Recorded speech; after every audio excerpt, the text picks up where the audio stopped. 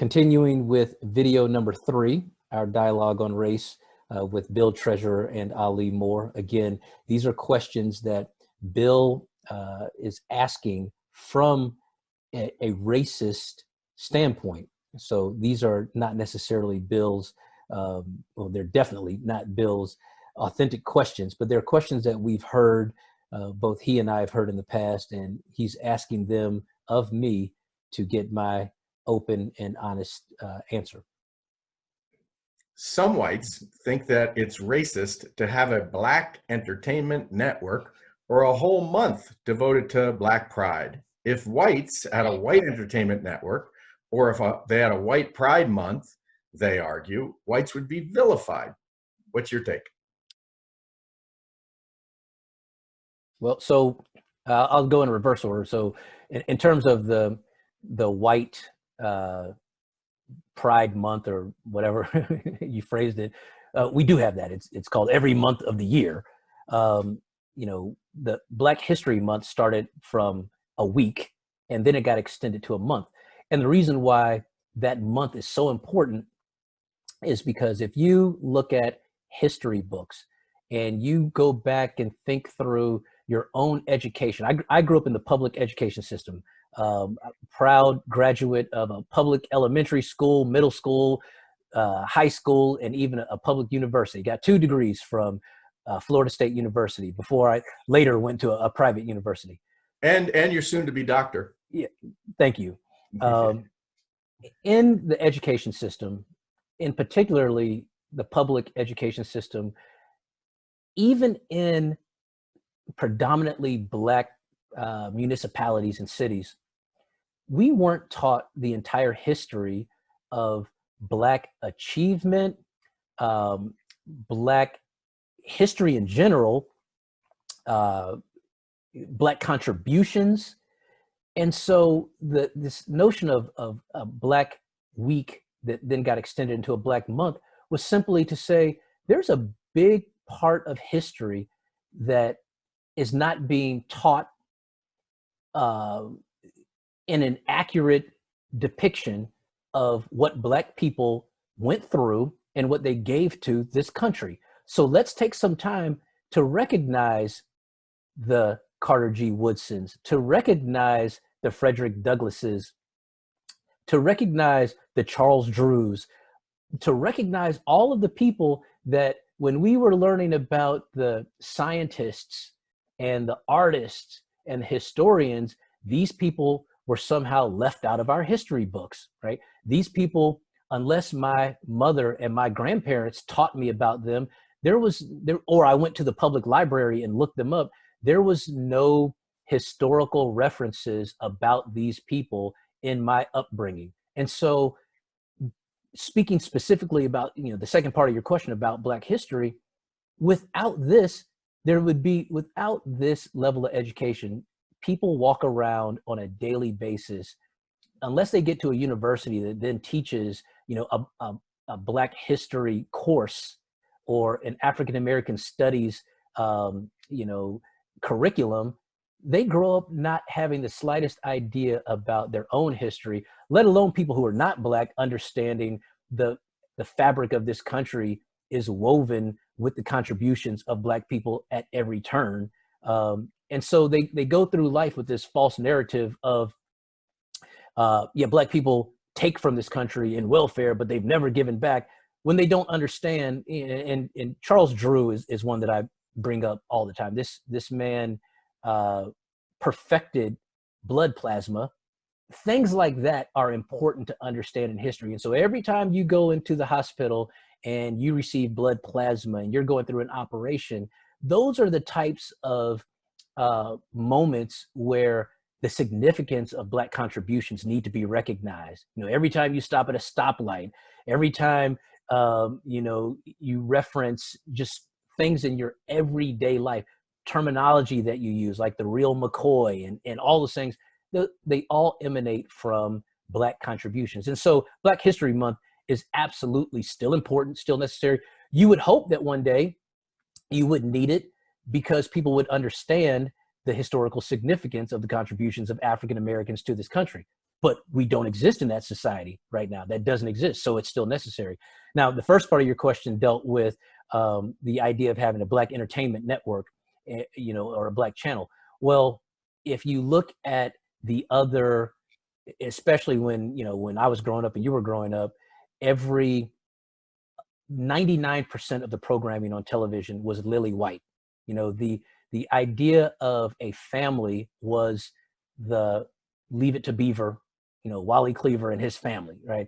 Cartoons were lily white. If you go back, 80 years and you look at the original Little Rascals and Our Gang, the only Black characters on there were Buckwheat and I think Stymie, right? Yes, I mean, right. Stymie and Buckwheat. And as an adult, go back and look at the Little Rascals and how racist and mean they were to both Stymie and Buckwheat, and just this character of Buckwheat, this unkept, with his hair all over the place, and Stymie, who was the stereotypical, prototypical shoeshine boy look, right?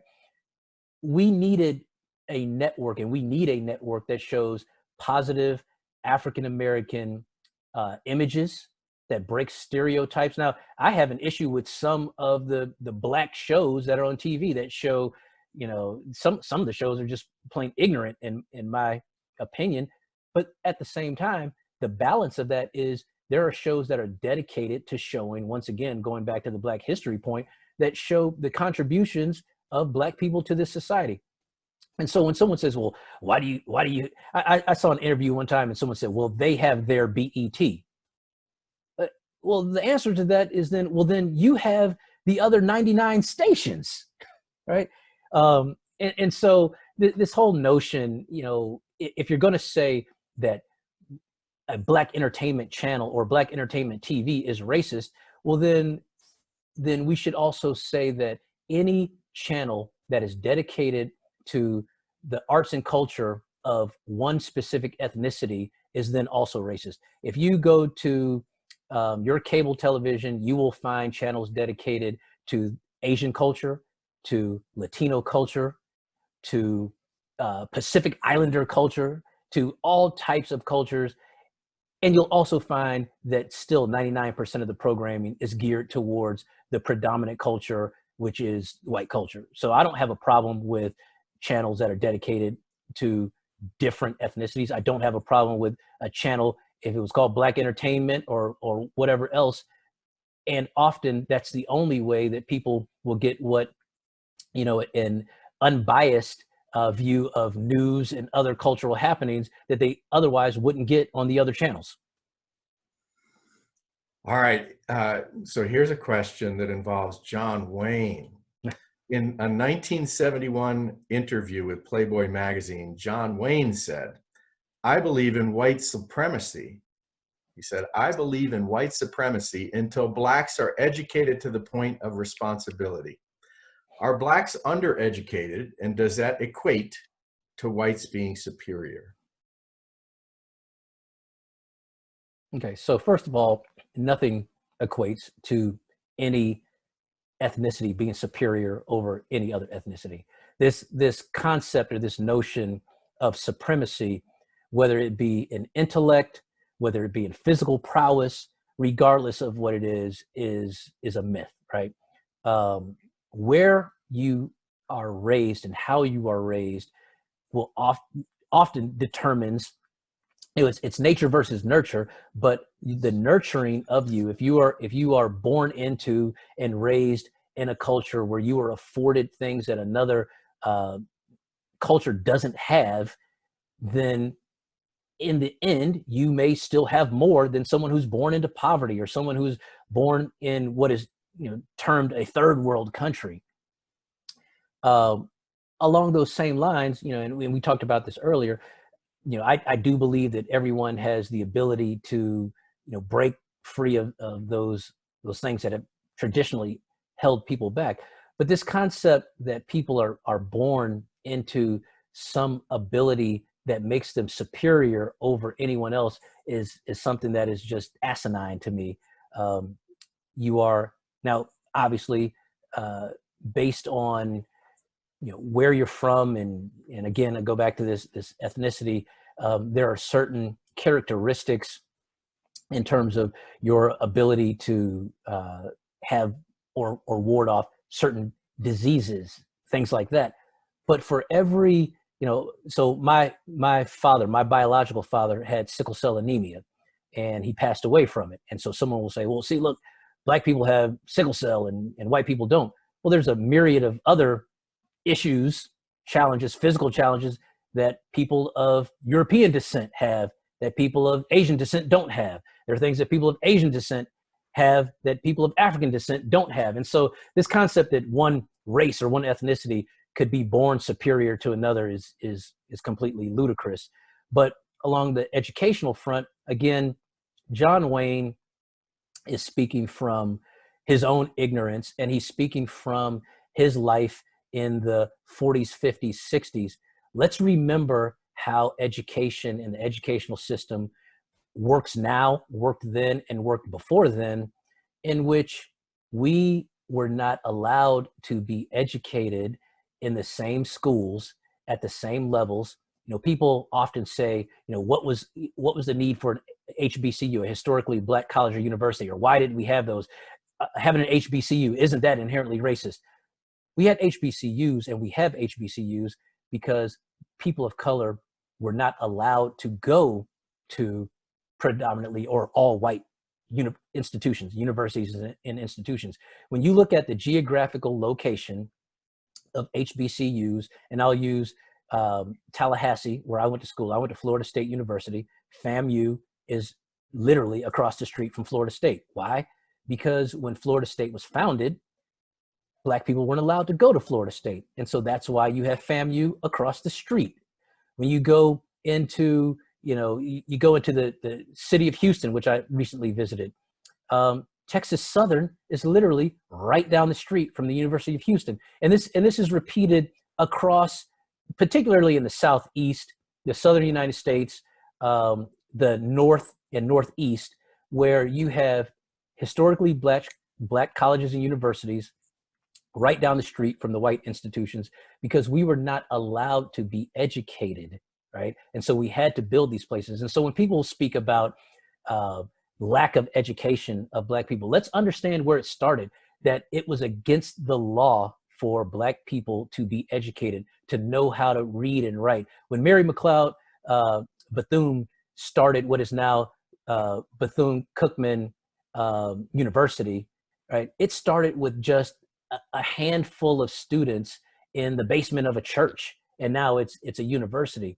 because we knew that we needed to be educated in order to compete in this society, in order to exist in this society. So when you fast forward, 100 years from there into John Wayne's era, they're still living off the same premise, the same myth that black people are undereducated from their own free will, or that they're undereducated because they just aren't good enough. No, we were undereducated because of political policies and social policies that didn't allow black people to be educated. And even going forward to this day, there's a disparity on the north side of Atlanta versus the south side of Atlanta in the quality of schools, quality of education.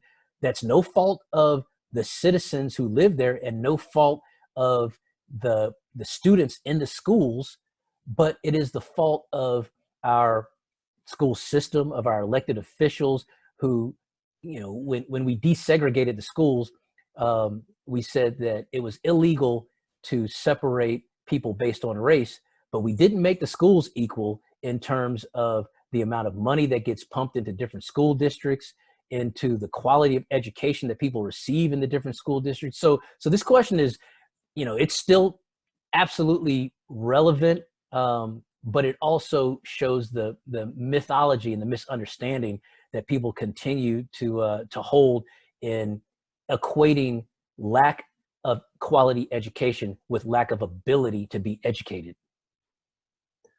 All right, this next question I've heard a lot on one of the news networks. Okay. Blacks do a lot of protesting about what they perceive to be as law enforcement injustices. Why don't they protest black on black murders, which are far higher with the same intensity? So, first of all, they do. Let's start with that. Um, there are many, many, many protests on a daily basis about crime in the inner city, crime within our own ethnic group. But let's back up just a minute and dispel another myth that people don't understand. You are statistically more likely to be killed by someone within your own ethnicity than you are to be killed by someone outside of your ethnicity. And that's simply based on the proximity and the frequency that you come in contact with people of your own ethnicity. Translation: Black people are more likely to be killed by Black people. White people are more likely to be killed by white people. Asians are more likely to be killed by Asians. Latinos are more likely to be killed by Latinos because you're around that group of people more often. The reason why people protest when someone of their ethnicity, and I'm only speaking from my own experience and knowledge, right?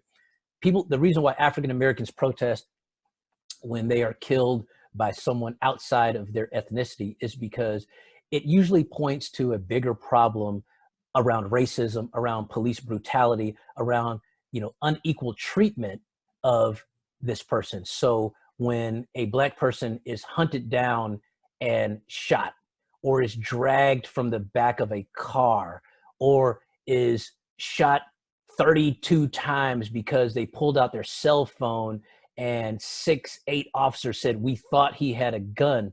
See, these are things that we can point to and say, this person was murdered based on his race. He was murdered based on the color of his skin, where he was not given the same opportunity to say, this is a cell phone. He was just immediately shot. Or he, based on him being of a different color, was chained to the back of a pickup truck and dragged through the streets of this town in Texas. Or, and those stories are shocking. They're actually not that uncommon. And so people protest because of the unethical treatment. Whereas when a Black person is killed by another Black person, it's typically not based solely on hatred of race. It's based on whatever the reason may be. It may be domestic violence. It may be a robbery. It may be a number of things that other ethnicities are not immune to as well. White people kill white people in home invasions. Black people kill Black people in home invasions. White people kill white people in drug deals gone wrong. Black people kill Black people in drug deals gone wrong. The protests are when a Black person is killed, and the underlying factor, all other things being equal, is, would this have happened if this person wasn't of color? Would this have happened if this person was walking down the street? And we see it all the time. White militia members are allowed to walk down the street in open carry states with a machine gun strapped to their back. I had a police officer. I own guns, and I have a concealed weapons license, and I live in a state where you're allowed to openly carry a gun. As long as it is visible, you're allowed to openly carry a gun. I still have a concealed weapons license so that I don't have to openly carry it. I can carry it concealed on my body in my car. And as I was taking my gun safety class, the police officer told me, if I saw you walking down the street with a gun, I would pull you over and ask you, why do you have a gun? In a state where it is not only completely legal to have a gun, but it is more legal to have it openly showing than it is to have it concealed.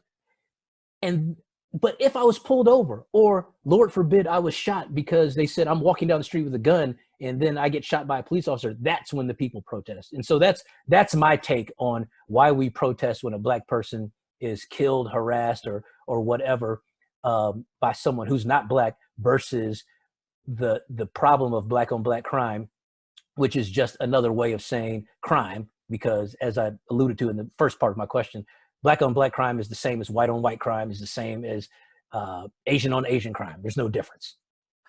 So let's talk about the nature of those protests just for a moment. The right to assemble and protest is written in the Constitution. Absolutely. Why do so many Black protests devolve into looting and rioting? Okay, so there's an absolutely a difference between um, protests and looting and rioting. Often, a black protest will start as a march, as a protest. You will get an immediate reaction from non-black people in that town or from law enforcement that this is some type of illegal gathering. We have all seen it. Black people are even guilty of automatically assuming I'm going somewhere, I see a gathering of more than 5 black people. What are they up to? I see a gathering of 10 black people. Uh-oh, bad news is about to happen here. And so if you see many protests, people are marching, people have signs, people are just walking. All of a sudden the police, and this is not an indictment of law enforcement, but this is a reality of what I have seen. Police show up in riot gear as if this marching has already turned into or started as something illegal. And so they treat the crowd as such. They're tear gas. They have billy clubs. They have riot gear on. When the people are marching in peace, arms locked together, protesting, policies that we feel are illegal or unfair. So that's one aspect of it. The second aspect of it is a lot of these protests start at the ground level. One person, then 2 people, then 3 people, then 4 people. Even if the originators, the organizers of the protest have the best of intentions in mind, that does not mean that everyone there is on the same page. We started this conversation by saying there is no, monolithic one way of thinking. And as a result of that, if you're in any protest, you're going to have some people who, and this goes well back into the civil rights movement as well. Some people who want immediate action and they want it now, versus some people who say, we want to march to the steps and make a speech, where other people are like, we want to turn over a police car because this is how angry I am.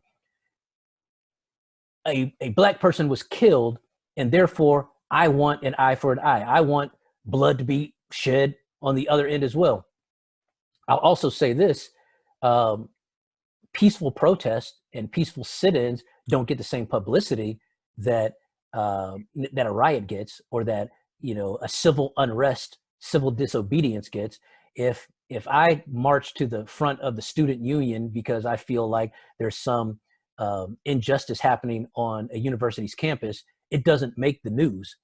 If I light a garbage can on fire at that same university, then it makes the news. So I would also say there's unequal coverage in the media and in the press of the number of peaceful protests versus the number that devolve into a riot, that devolve into something that is worthy of being covered by the news.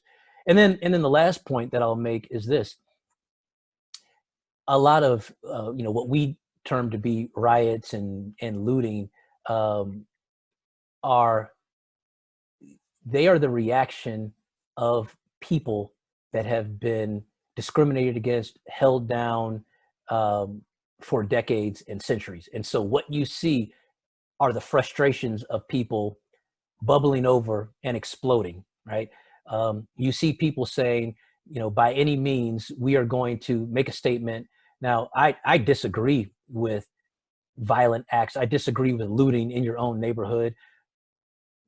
Often some of that looting is done by people who say some of these stores are people that are taking advantage of our neighborhood. These are stores that are in here that take money out but never put money back in, and I'm going to burn it down. That's not always the case. Some of the store owners whose places get burned out have been long, good standing citizens of that environment, of that neighborhood, and now they've lost their store. So I personally don't agree with looting. I don't agree with, turning to violence, but I also don't represent everyone. These are the real frustrations of people who have seen their loved ones being mistreated and killed, and now they have, in their heads, they have no other recourse than to act out in a way that will get some type of response to let the world see what's been going on in their neighborhood.